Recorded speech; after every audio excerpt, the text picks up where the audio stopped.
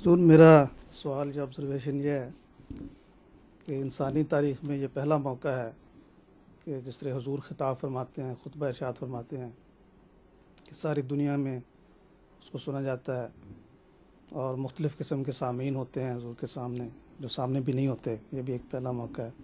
تو اتنی مصروفیات میں سے جو حضور کی بے شمار مصروفیات ہیں، ایسے خطبات کی تیاری کیسے اور کب حضور فرماتے ہیں؟ تیاری جو ہے وہ تو بعض دفعہ سلسلہ چل رہا ہوتا ہے، اس میں از خود ہی وہ سلسلے مجھے آگے آگے چلا رہا ہوتا ہے. بعض دفعہ ایک لفظ بھی دماغ میں نہیں ہوتا جب میں خطبے کے لیے کھڑا ہوتا ہوں. گزشتہ 3 مثالیں ایسی ہیں، خطبات 2 خطبات جو جرمنی یا ہالینڈ میں ہوئے ہیں، 3 خطبات، اور ایک وہ جو آخری خطاب تھا.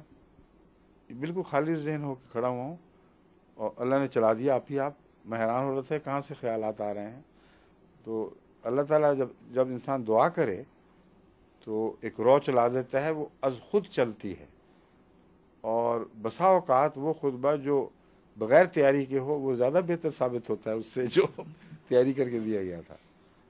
تو اللہ کے کام ہے، ہمارا ہاتھ ہی کوئی نہیں. یہ اس بات کی یقین دہانی ہے کہ خلافت احمدیہ حقہ ہے، اللہ کے ہاتھوں میں ہے.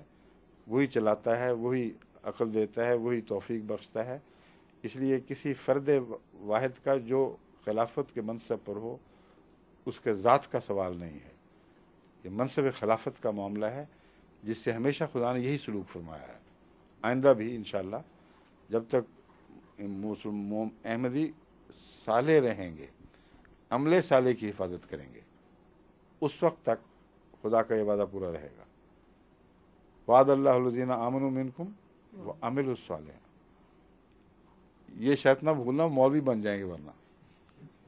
جس دن ایمان رہ گیا، عمل صالح نہ رہا، اس دن احمدیت ختم ہے. خدا نہ کرے کبھی ایسا ہو، مگر آخر وہ شریروں کا دور تو آنے ہی آنے، وہ تو ہم مجبور ہیں. ٹھیک ہے.